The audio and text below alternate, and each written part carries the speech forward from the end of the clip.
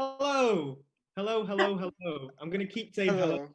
Hello. Good to see my panelists and to feel the presence of those that are watching. So welcome to this panel discussion that is live. We're going to be talking enterprise in your community. So we're going to run for about an hour and 15, so we're at about 15-ish. And yeah, this is completely live. So if you have any questions, please add them to the chat feature on whatever you're viewing on. And yeah, try and get through to the panelists. And also we'll have some time at the end to ask some questions, a bit of a Q&A. Yeah, for now, hello. I'm Josh. I'm going to be hosting tonight's discussion with this marvelous panel.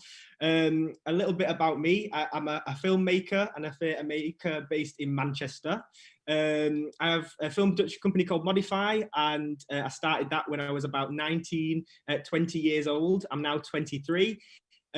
All of my work involves youth voice and also class, what it means to be working class in today's society, mainly. And it's an absolute pleasure for me to be here sort of hosting this conversation with such a marvelous panel of people. I'm going to give this time now for us to have the panel introduce yourselves, just a little bit about you and what you do. So I'm going to start off with Samuel. Please introduce yourself. Oh, well, I was expecting that. Okay, cool. Hi, my name's Samuel Remi-Akinwale. Hyphen there somewhere, a little challenge for yourself if you want to learn how to spell. But I'm 20 years old. I'm currently a student at King's College London, co-founder of Creation Foundation alongside Pelumi, who's also on this panel. And what else about me? I guess I study politics. I don't know why I seem so unsure about that. And I guess if you talk about my prior experience and history, it's mainly been in youth voice, activism, and just a lot of working with the local city councils and other bureaucracies. So like becoming a member of Youth Parliament for Manchester 2016 and so on and so forth. But yeah, that's me. Perfect, thank you. So thanks there, Sam, future Prime Minister. And over now, as you just mentioned the name, Pelumi, hello. Hello. Yeah, so my name's Pelumi Fatayo. I am 20 years old. I go to university at Manchester Metropolitan. I do computer science. And yeah, I am a co-founder along with Sam of Creation Foundation. And I also manage a girl group called Symphony. And yeah, that's just a bit about me. Thank you, Pelumi. Thank you. Heading over to Olivia. Hi, good evening. So my name is Olivia. Most people know me as a project coordinator, so I work for Contact Theatre and also for Young Manchester. So I run something called The Agency, which works at empowering young people to create their own social enterprise project or business. And I also work for Young Manchester, where I implemented a youth voice program with Samuel, and now run it. I also do a lot of creative things. Creativity is just vital for me. So I produce music, I write, I dance, do photography, do lots of different things, DJing as well. Shout me if you want to book me. So yeah, and I'm also really passionate about female empowerment and empowerment of those who don't normally have access to things that they should just have access to. Yeah. Thank you. Thanks, Liv. Nice one. And last but not least, Peace. Hello. Hi guys, I'm Peace Olanrewaju, and I'm a student at MMU, Manchester Met. I study education and psychology, and I own a cake business in Manchester. You may or may not know it. It's called Peace's Cupcakes. So yeah, if you guys need any cakes, you know where to come. Oh, cakes. I mean, people will want cakes at the moment because I think everyone's now sick of making their own cakes. True. Which for me personally was a disaster. But it's good to see you all. What a panel. I'm really excited to see what we're going to touch on tonight. And again, thank you. We're going to kick off with a sort of provocation, a question. I'm going to throw it out there.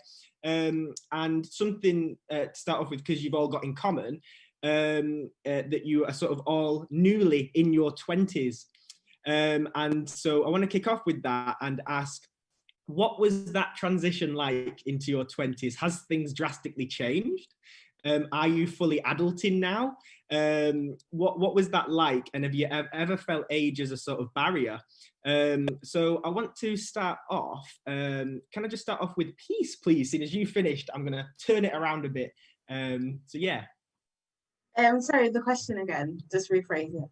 So how did you find going into your 20s? Did much Oh, right, okay.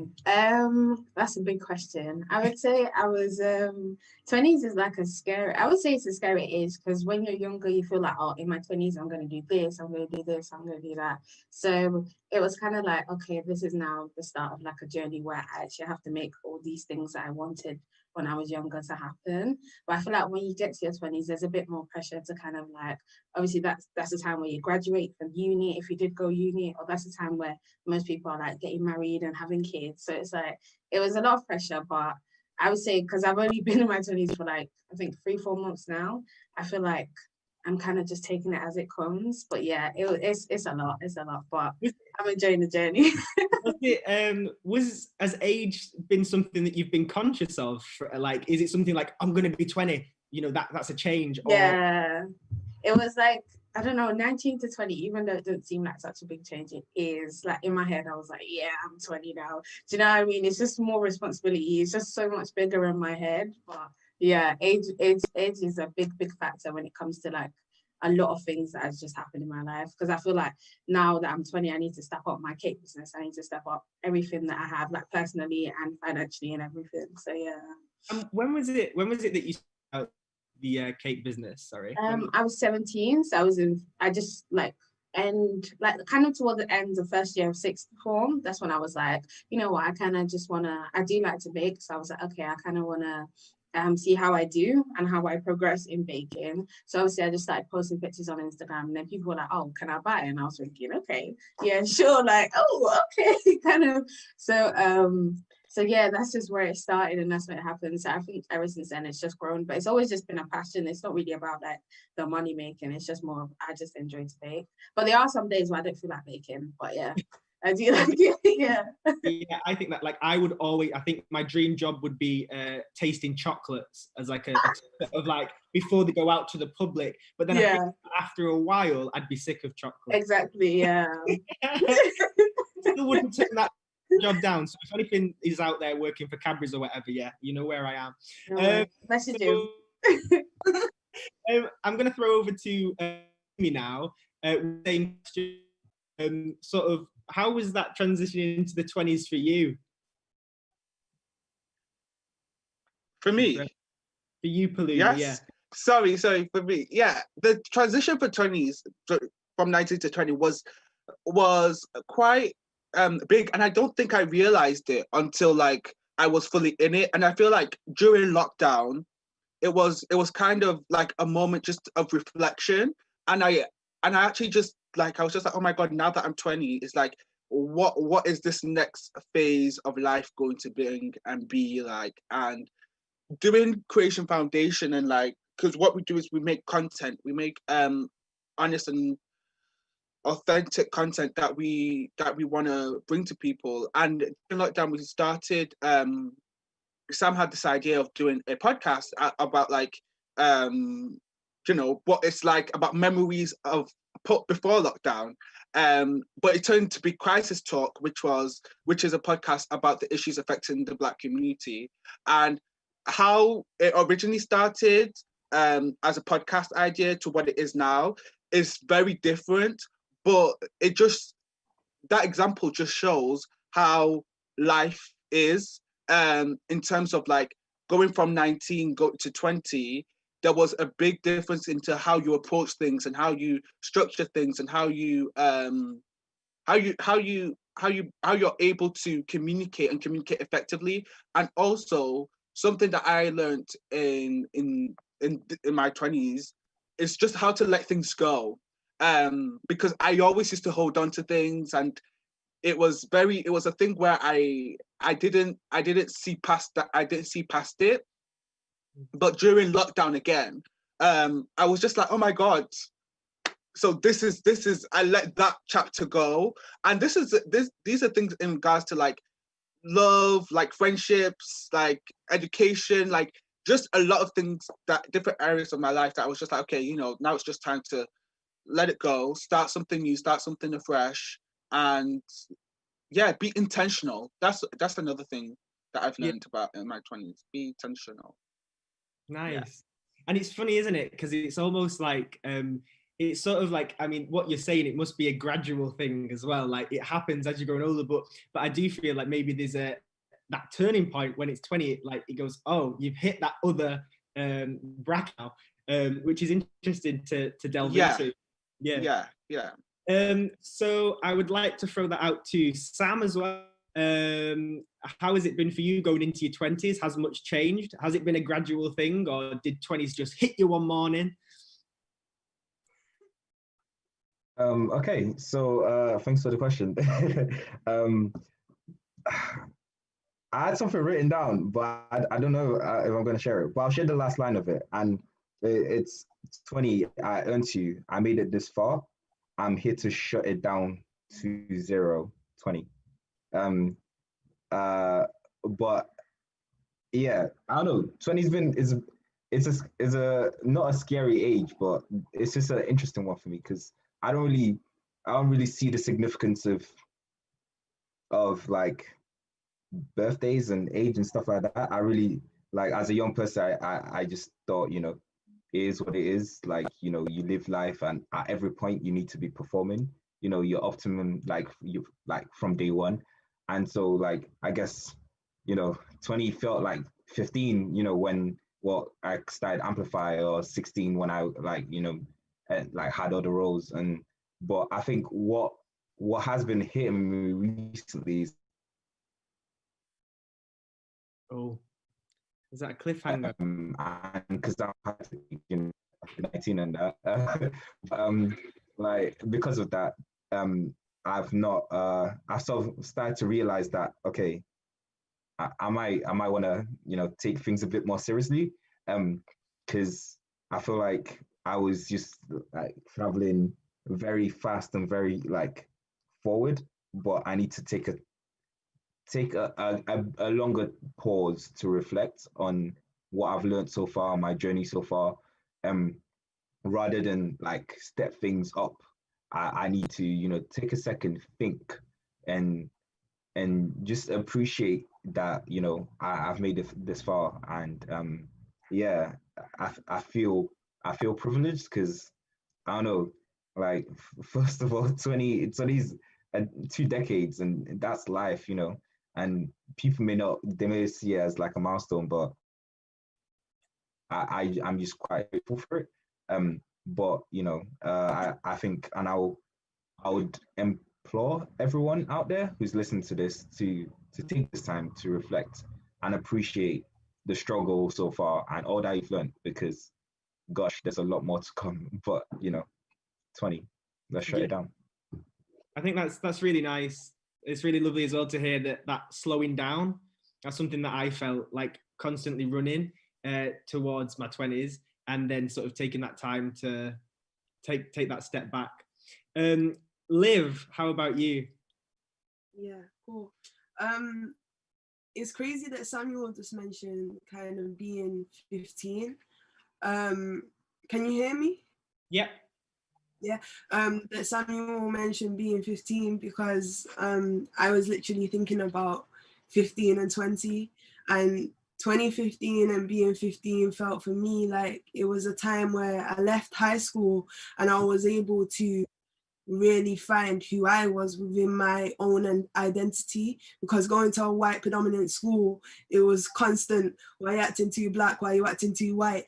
So having that freedom in the summer really gave me the ability to transition. And I feel as though, you know, life blessed me for the next 5 years. And kind of when I hit 20, it was a bit, initially I was a bit like, oh, I'm not a teenager anymore. Like, that's peak, like that's rubbish, you know?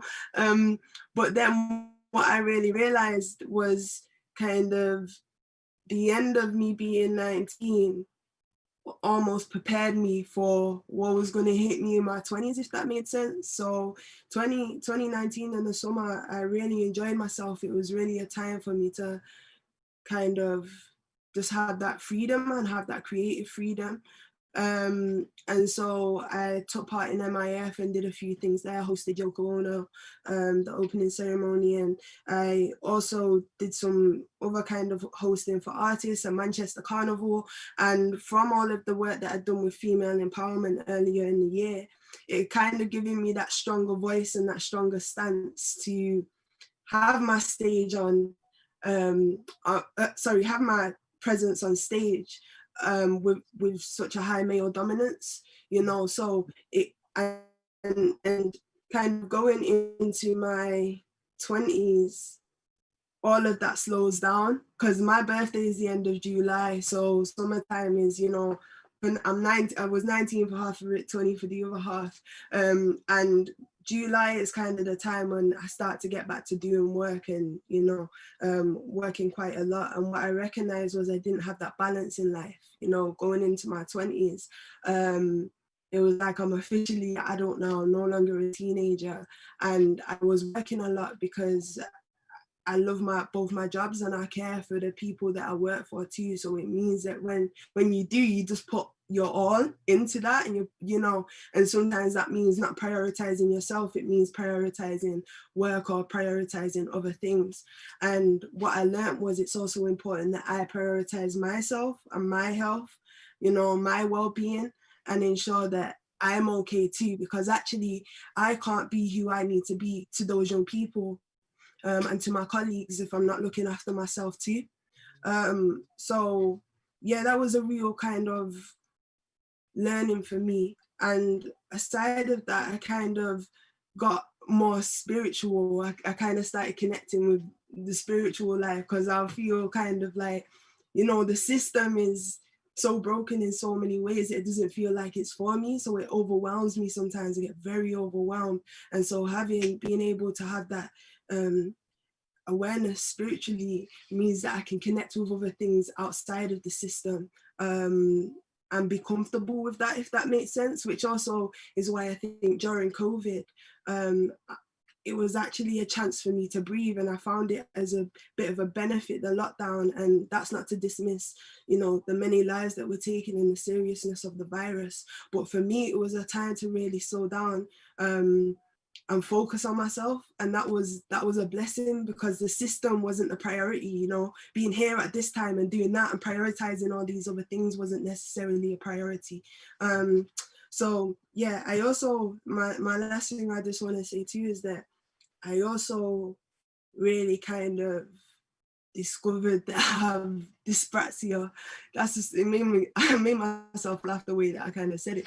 But I kind of had a slight awareness of it, but I really figured out how my dyspraxia affected me, you know, and that also really helped me, because when you've got life, work, and an additional need, and you can't really differentiate between, you know, the different, like the way that those different things affect you and affect your body and affect your mind is difficult. And when you have that awareness and that consciousness of how all these different elements and things in your life affect you, affect your body, affect your mind, it means that you can prioritize yourself in a selfless way, you know, and ensure that you're good whilst making other people good too.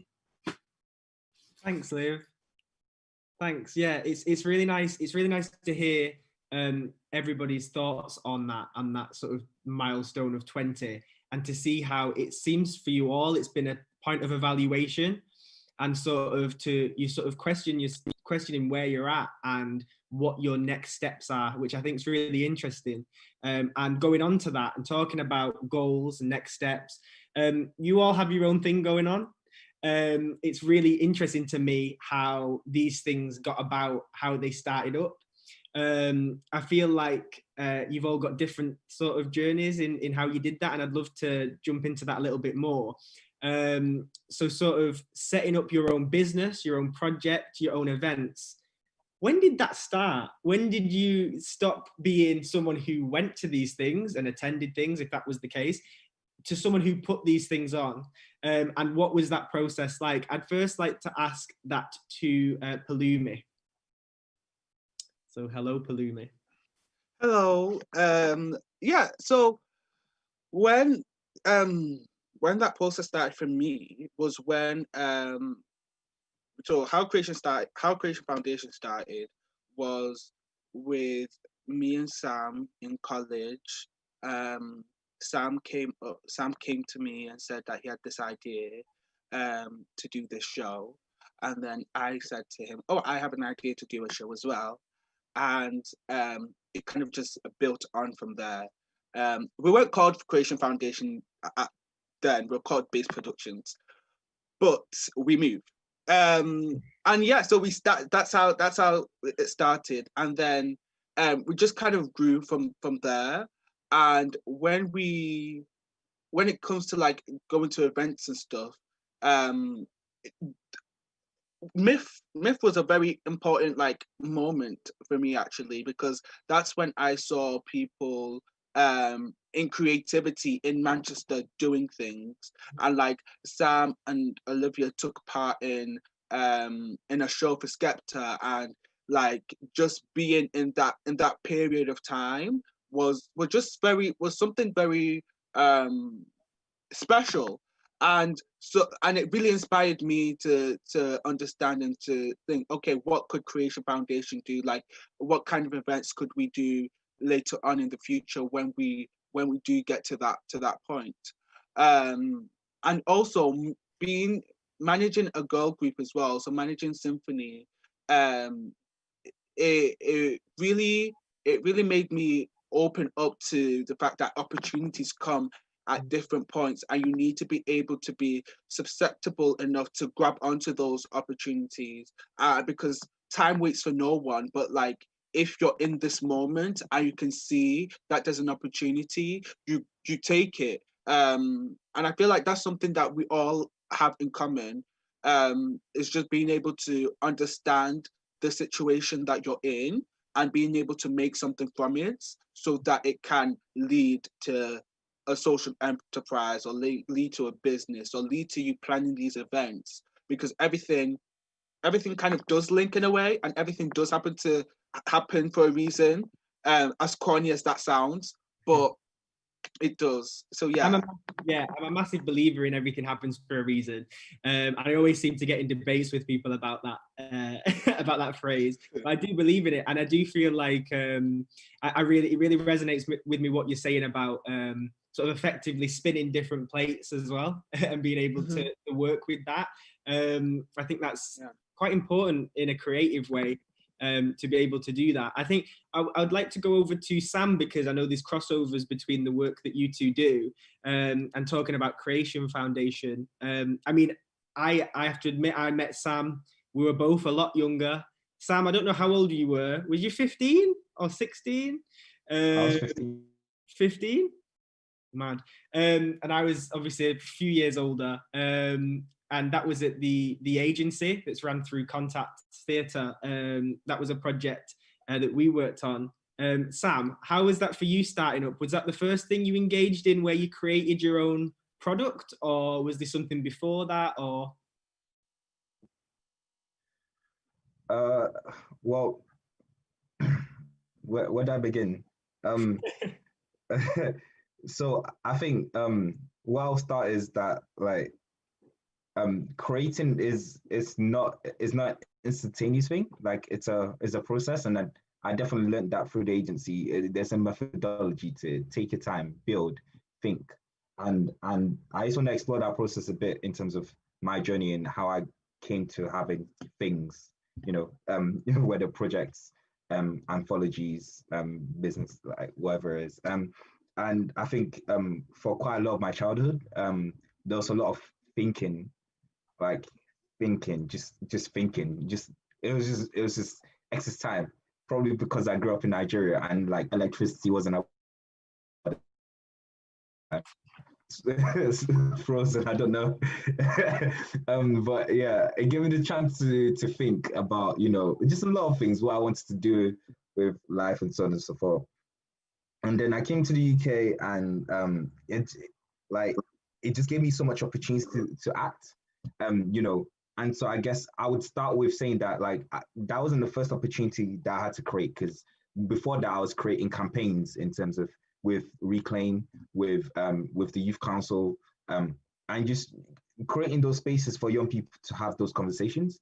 And I feel like that really transferred well when I went to when I was in high school, and I would see those kids in the courtyard spitting bars, and I was like, yo, I really wanted to be one, because I thought there would be one day. That's for an opportunity for them to have that success. And the agency offered me that chance. Because at first my idea was so grand, but I guess I narrowed it down. I was like, okay, cool. Like, let me give this, this is what I want. I want to help build this young people. That's why I started Amplify. And that was, I guess, the first little project I created that would support young artists to create music that reflected their identity. Because I was a fan of songs like Read Lullaby by Emily Sandé. Don't judge me here. And Where's Love by the Black Eyes.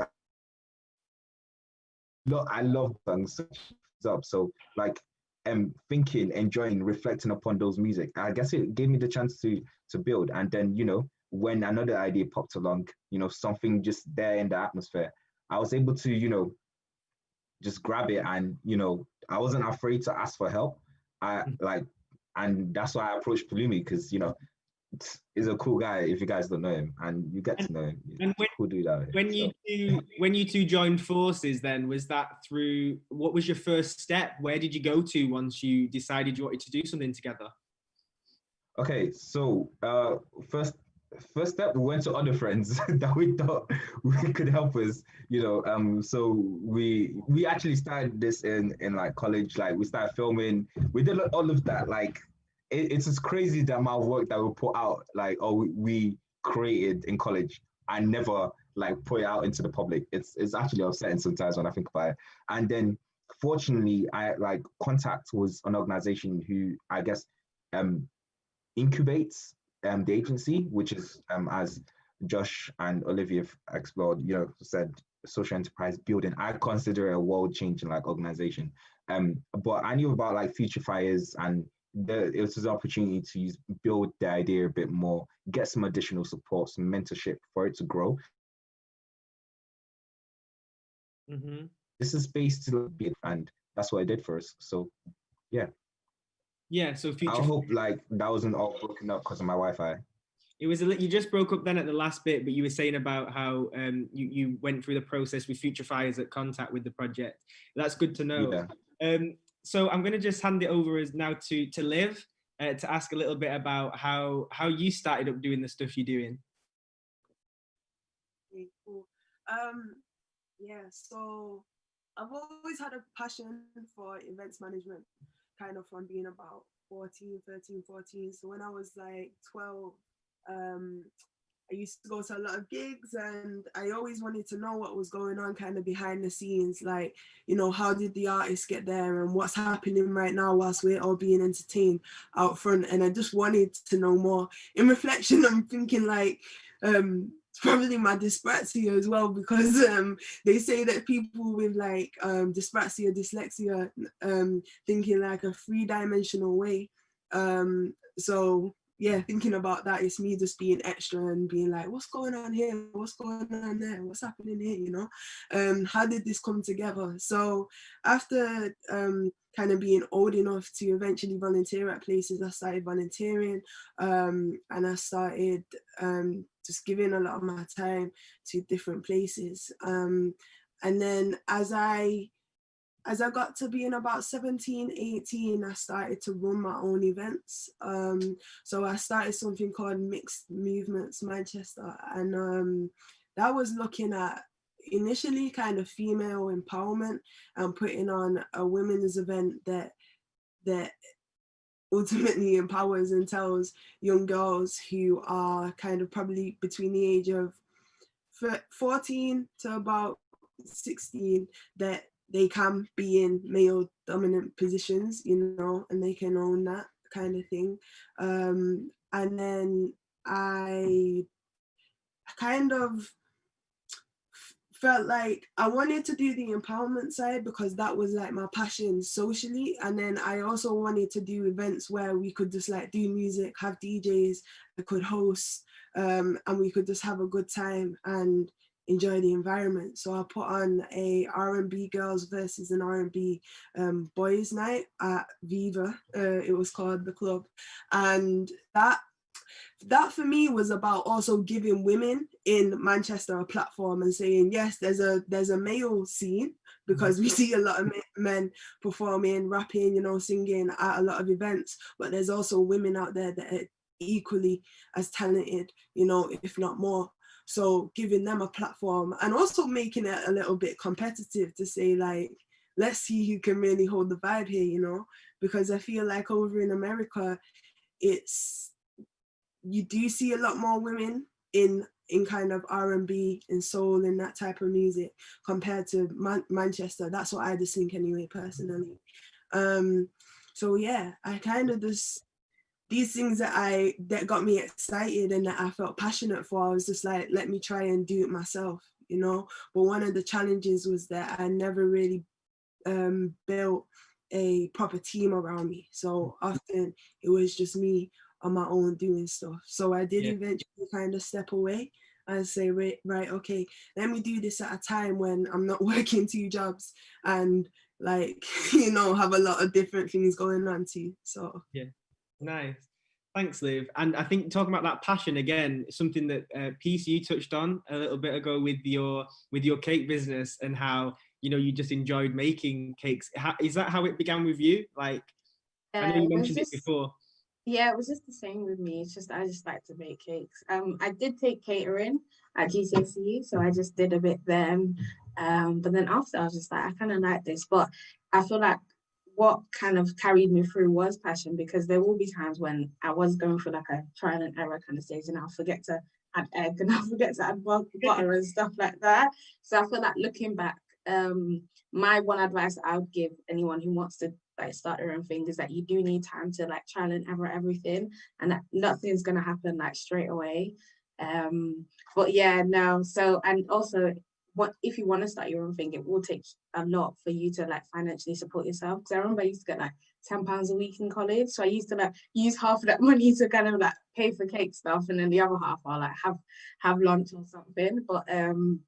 But yeah, I feel like it's important as well to have people around you who are going to support you as well if you are going to venture into doing your own thing without the help of like an agency or other people who have more experience than you. You kind of need your own support system as well, because you need people to kind of give you new ideas and give you advice, and also people to encourage you to. So yeah. And I think that's really interesting as well, sort of how you found what you're doing, not through a process. You sort of see falling into it with the passion that you had, which I think's really interesting. And it also, you know, it shows that everybody has their specific journey, doesn't it, in terms of how it's going to happen. I think that's really, really interesting. One thing that I was thinking, so as I was saying before, so I started up my video business when I was like 19. For me, that was something I'd always wanted to do, but it's because of acting that I wanted to get into making film. But then only like maybe 2 years ago, I was like, oh, I now want to go back to the theatre stuff. And so I set up doing a thing called Melandra Jacks, which is my theatre-based stuff. To me, that was a challenge because I was sort of reevaluating myself. I was like, what is it that has happened here? Like, I've got my heart in film now. It's going to take a lot for me to come away from it to focus on this other passion that I've got as well. For me, I think it's really interesting when those times come about in people's journeys. And I was wondering, has there been any challenges for you guys that you have faced over this, over the time that you've been working on the projects that you're working on? So Liv, I wanted to ask you first off, are there any challenges that you have faced, maybe with a specific event you've ran or just generally? Yeah, I think I've kind of touched on it a little bit as well previously, and that's because I'm also, I guess one of the challenges that I have faced is also learning to just be kind of just honest, in the sense of not honest as in like truthful, but honest as in, you know, coming onto this panel and speaking in the way that I have spoken, and being honest and actually saying, yes, I do face these adversities, or, you know, I do like think differently to people, but nevertheless I've learned to be comfortable within that, because actually it's enhanced my ability to kind of just be present and just do the things that I do and do the work that I do. So every challenge that I face, I always say that, you know, when you're going through it, when you're experiencing it, kind of go through those feelings, go through those emotions, let it process, because emotions just want to come along, be processed and be felt, and then sometimes they can, you know, they can just leave you. So like embrace that and allow yourself to feel that, because if you withheld yourself from going through that process, you're holding all this energy, all this tension in your body. And, you know, really feelings and emotions are also energy that just need to be released. So embrace that and be comfortable within doing that. So yeah, I feel like in my life I've experienced many different challenges, you know, it like kind of personal life, and when you don't have as much control in your life, when maybe you're, you know, you're kind of younger, and then also that transitioning when you become an adult, and it's like, okay, so I thought I had challenges before, you know, okay, now I gotta sort this out and this out and this out and do this and this. Oh, and then there's those things too. So there's like a transition almost in those challenges as well as you come into your 20s. And I feel as though when you're in a kind of work that, you know, I'm in with just working in and around young people and all of that kind of stuff, it's important that you use those challenges to then improve. Well, sorry, like you use those challenges to almost build yourself up. It's almost like building an armor that is not necessarily like a protective armor, but it's just an armor of like power that you can just hold and you can embrace, and you can take it into different environments. And through those challenges as well, you'll gain values. So, you know, when someone like disrespects you, or someone mistreats you, for example, when that person you might see as being quite valuable to you, you sometimes learn lessons, and you hold that value close to yourself, and that's what gives you purpose and moves you forward in life, you know. So challenges are hard, challenges, you know, can be difficult, but I also just kind of want to say that challenges can be a blessing as well, because without those adversities you'd be pretty sheltered, you know. Yeah, I think that's a really nice way of looking at it, and I think it's something that is a challenge in itself to try and look at it in that way, because it's something that I feel like, you know, once you've got that and you can put that positive into it, you know, there's a lot of stuff you can do with that, and I think that it's a really lovely way of looking at it, and I'm glad that you went into that through what you've just said. Sam, I wanted to throw that out over to you as well. Are there any challenges that come to mind straight away from the work that you do? There he is. Hi. So I hope the Wi-Fi is better now. Can you hear me? Yeah, we're good. Lovely. Okay, great. So in terms of challenges, I think there's always a challenge every time you choose to not be lazy and say your ass, and get to the work, like you're overcoming something. And so, like, first of all, I feel like I'm facing a lot of challenges right now. So as I said, this is a time for me to reflect. I'm trying my best to pull back, reset, trying to learn how to say no and slow down. And I can't lie, it's been a challenge. It's a challenging time to even try to do this. And I think I'm most grateful for the people around me, like Pelumi, Olivia, you, Josh, like anyone watching that knows me personally. Like I know one of people that I used to work on my team, William, like the people around me that they tell you straight that you're you're slacking or you're taking on too much, or like or they cover for you when you're facing these challenges. And that's why I'm really grateful for the teams around me. Yeah. I don't know if that was a coherent sentence, but Yeah, no. yeah. But to actually get to the like an example of a challenge that I faced, so as I did mention, at 15, got funded to start Amplify from the agency, and it was challenging because I set up that, I guess, by myself, and obviously with the support of the agency, but I really didn't have a team the first time I ran it. Second time it wasn't really a team as well, but I had some extra support. Like the people on the project participating were really into it.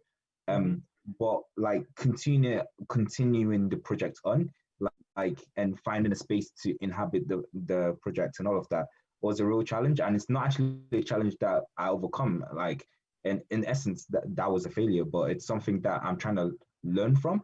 It's something that I'm trying to ensure that it doesn't repeat itself with Creation Foundation.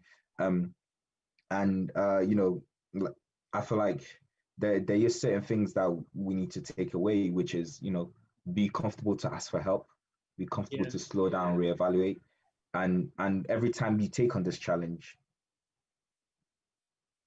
just, think, reassess, reevaluate, get ready to act, but don't forget to live.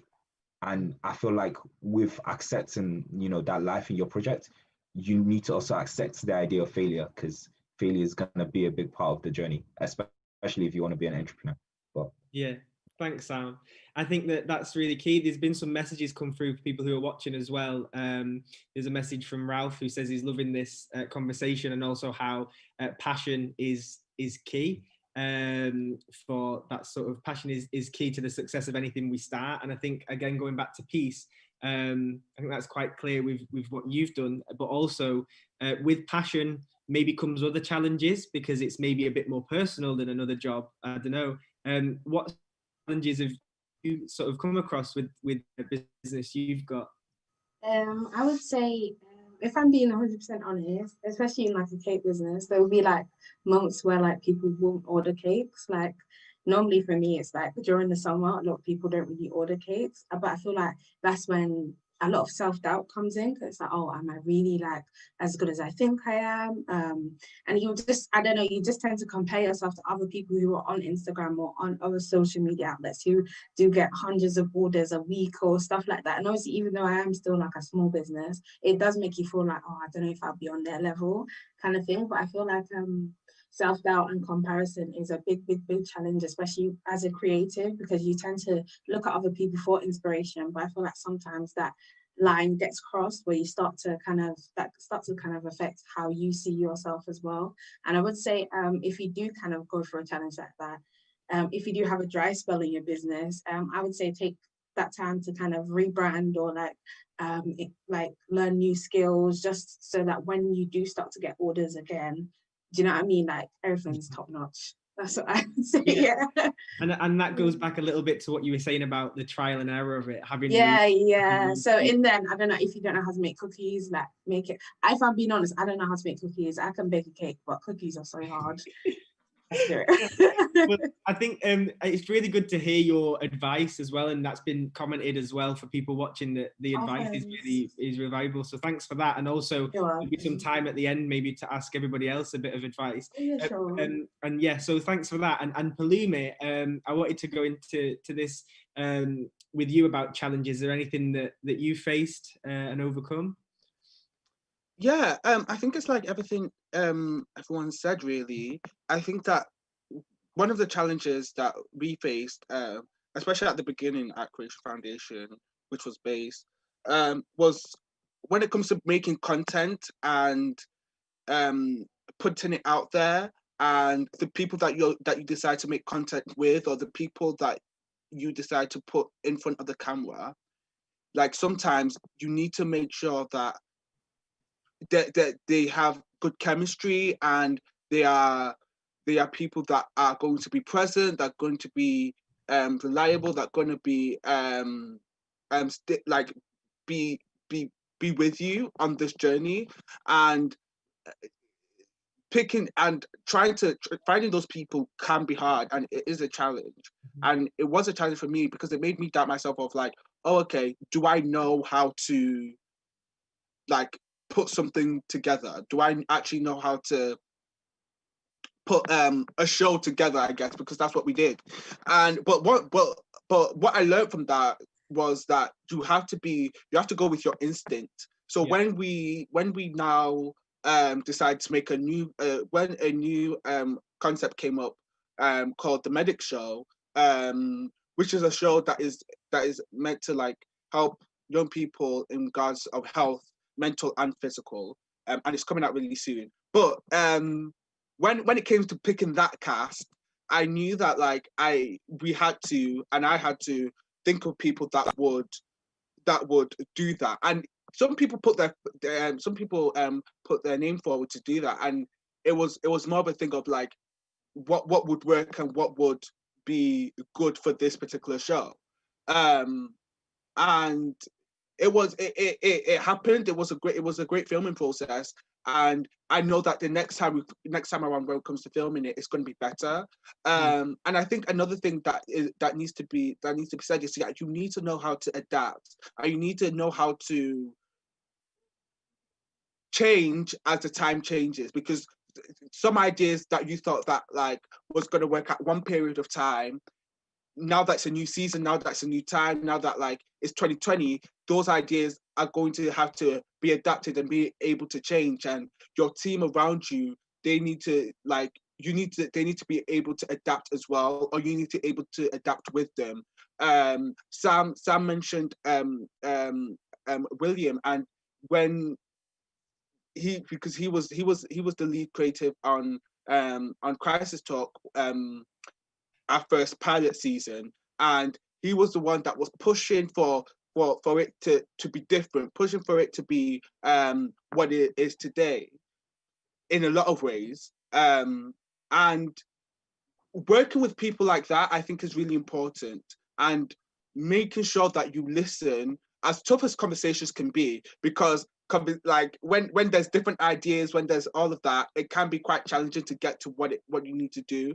But you need to be able to adapt, and you need to use those challenges to help you make a better product, to make a better situation for the enterprise that you have, or the business that you have, or the project that you have. I think adapting is really key. Yeah, I think that's interesting as well.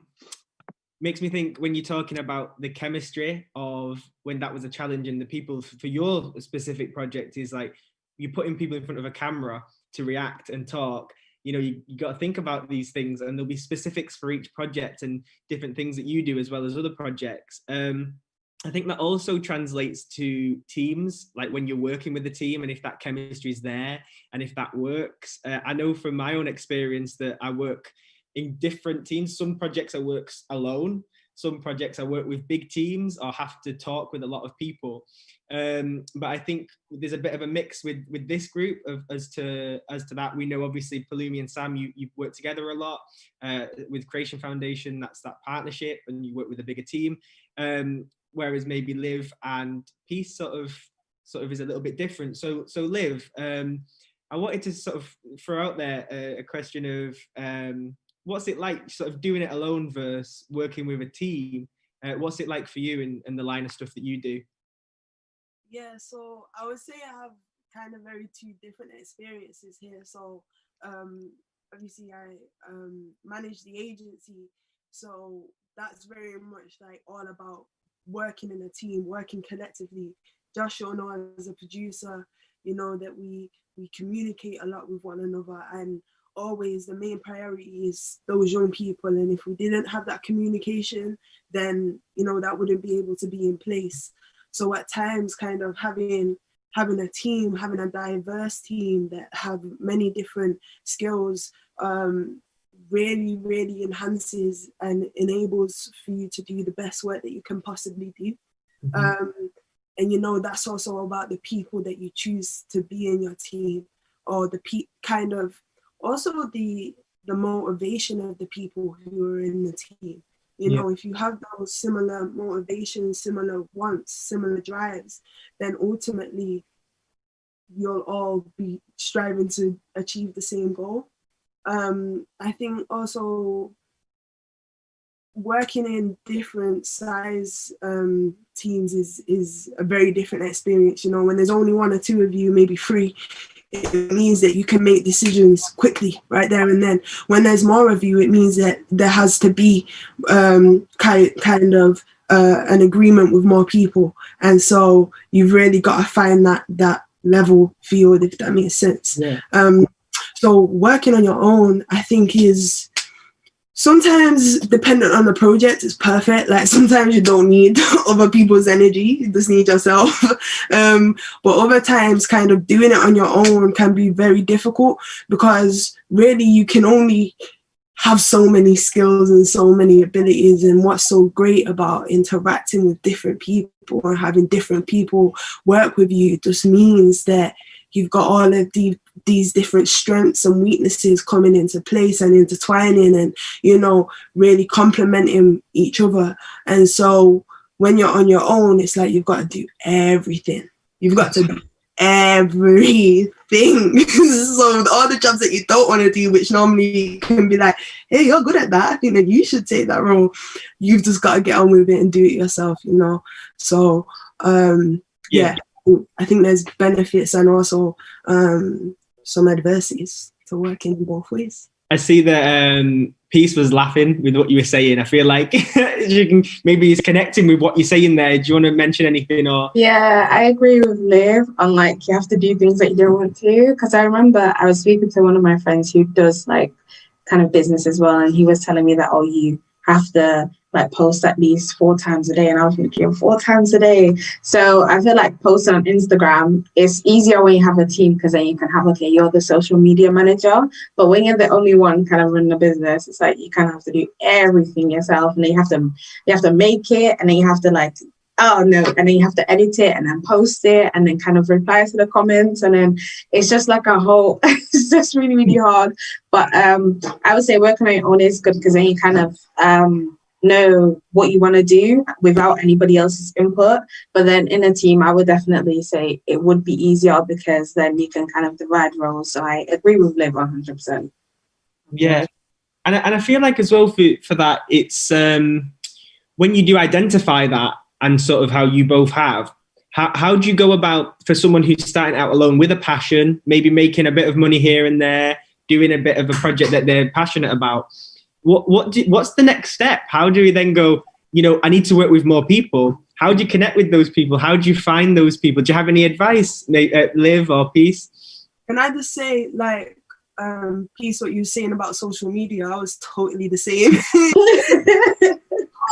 It's so hard. It's hard.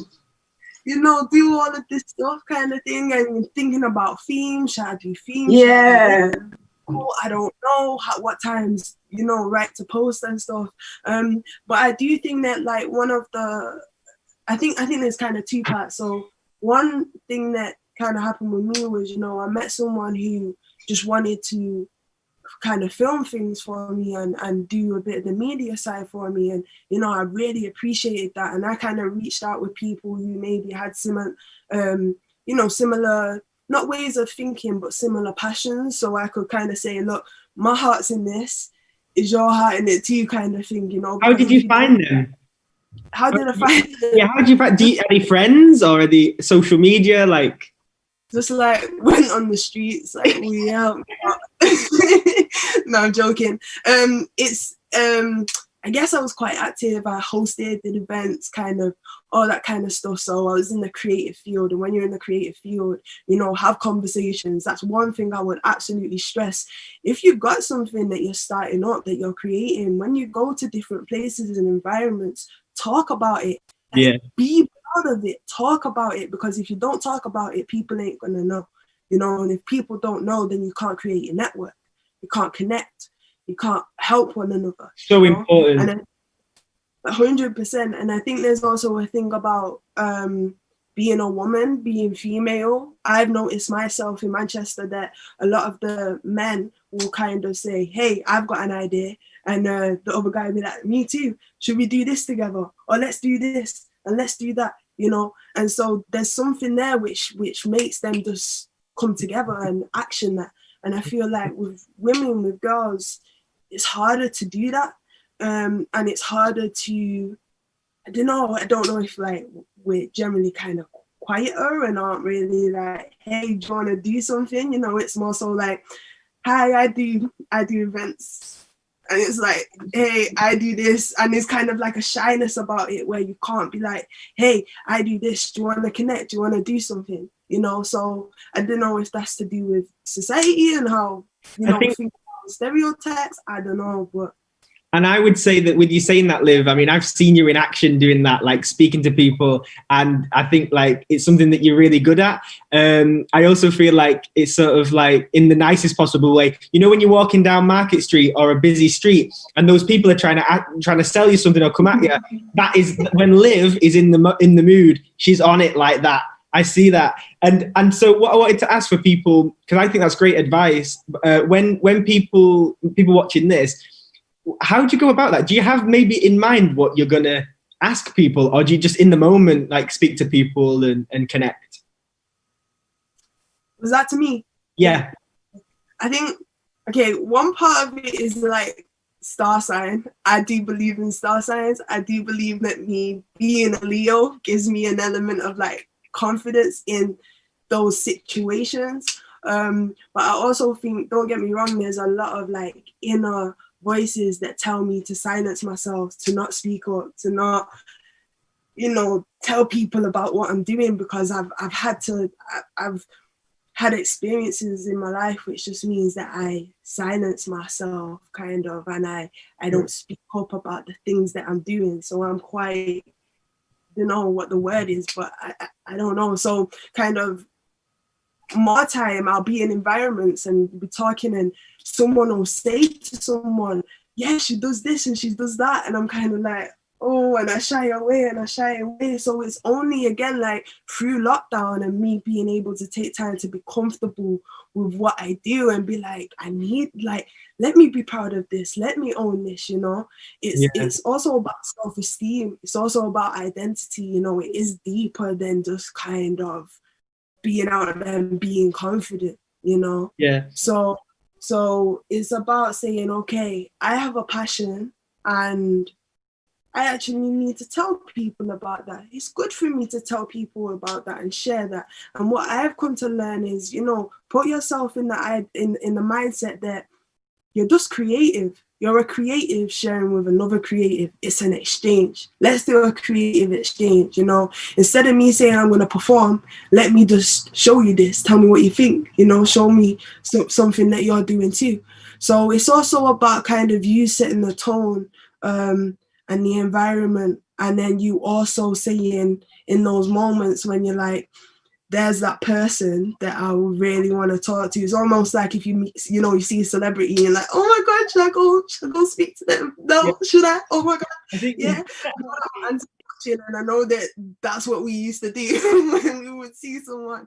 So there's just part of like an inner voice where you've got to say to yourself, right, you've got to just do it, get on with it. Be comfortable with being out of your comfort zone, because if you're only comfortable in your comfort zone, you're going to limit yourself in life. So get comfortable with being outside of your comfort zone and use that nervousness, use that energy as an empowerment to say, I'm going to take all of this nervousness that I'm feeling right now, and I'm going to use it to channel something great, to do something great, to speak up, because having your voice is so important for you to experience like all of life, you know, rather than just like a percentage, if that makes sense. Yeah, absolutely. No, it definitely does. I think it's for me as well, like I totally feel that, where I've been at networking events or something and I've literally gone like, as I walk over to someone, like awkward. Hi, I'm Josh. Nice to meet you.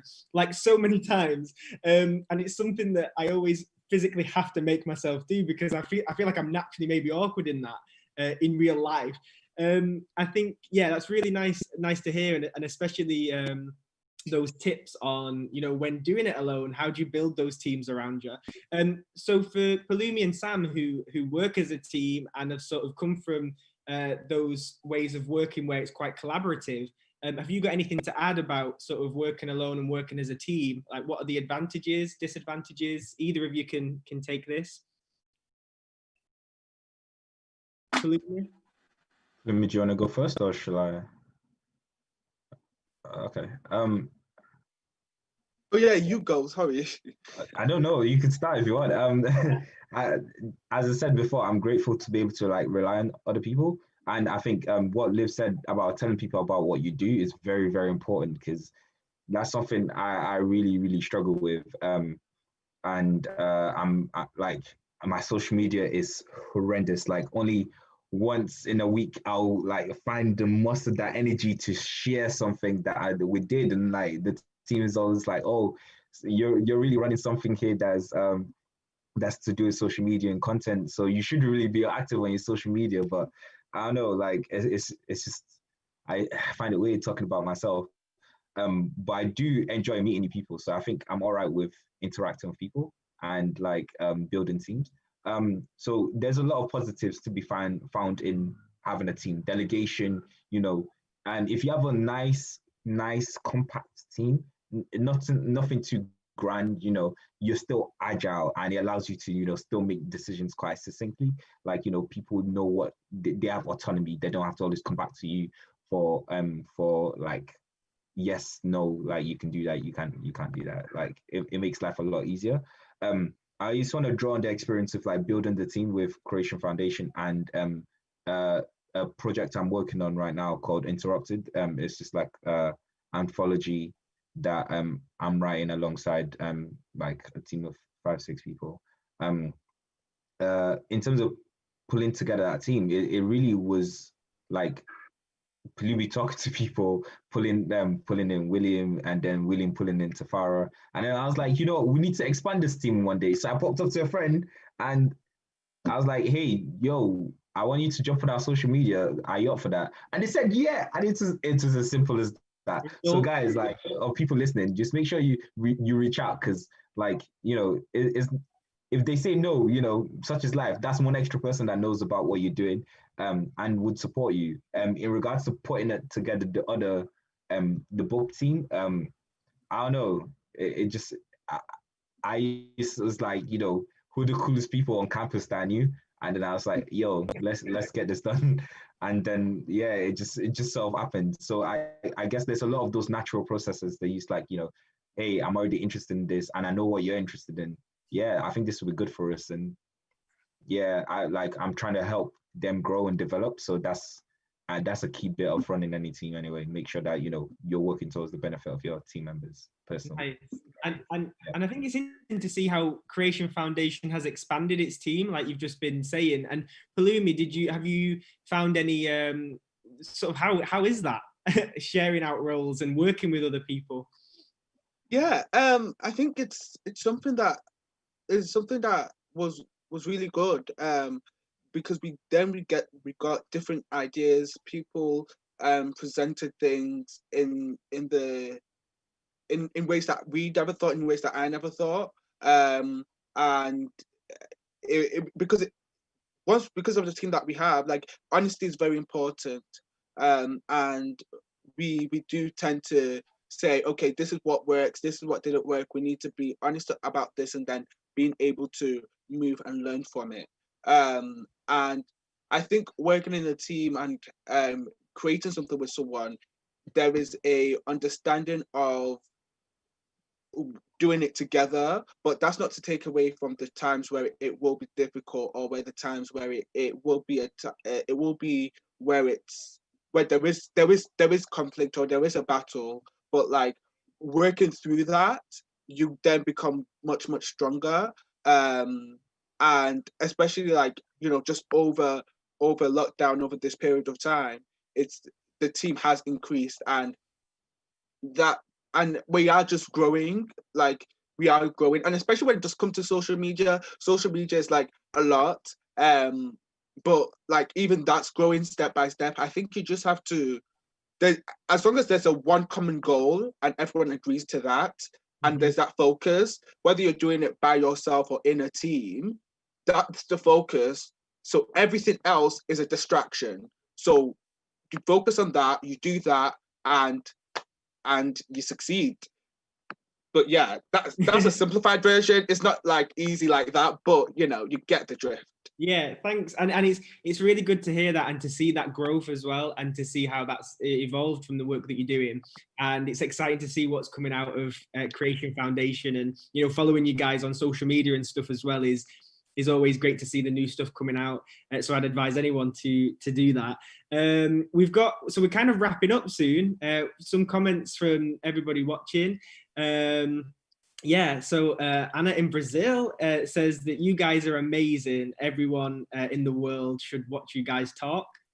We've got a shout out here from a proud mum. Just saying she's seen that.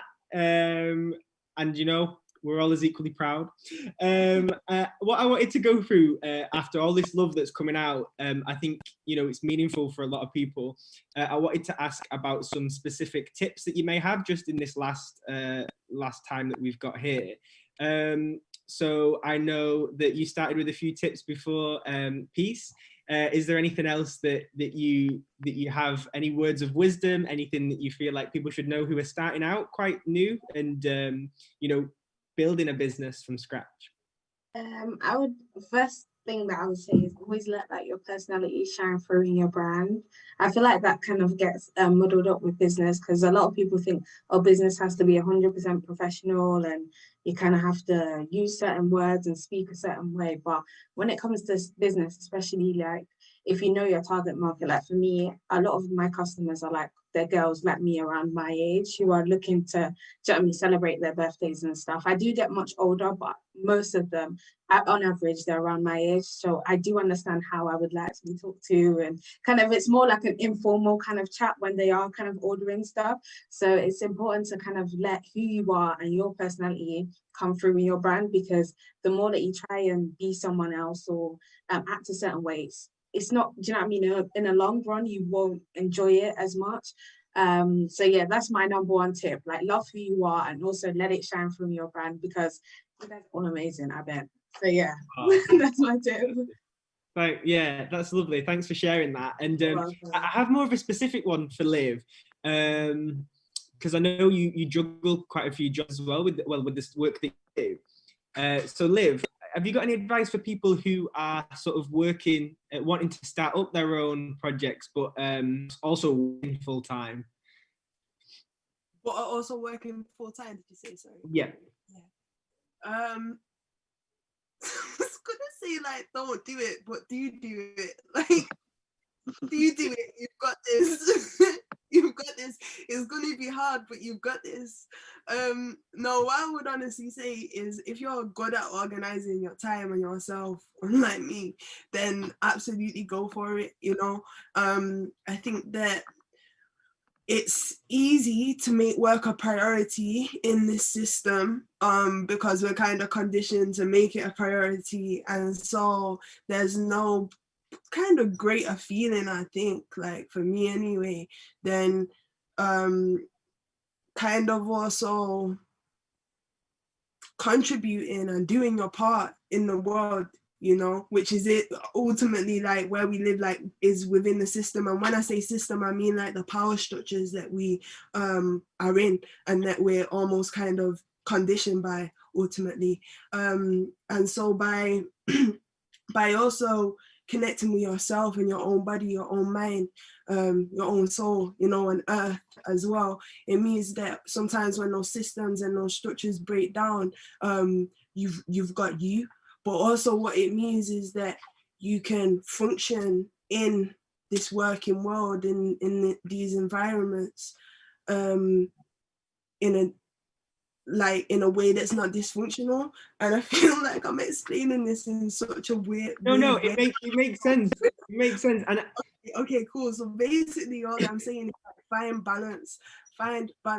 Like if you have a passion, make it work, but don't overwork yourself down. So, you know, make sure that your passion is about you producing and doing whatever you want to create or do, but also make sure that you put a focus on yourself and your health, because I think especially when you are, you know, Black or an ethnic minority, it is harder. Life is harder. There's more adversities because racism exists. Racism is a thing, whether we want to admit it or not. It's here, it's present, it's in the world, comes into play a lot every single day.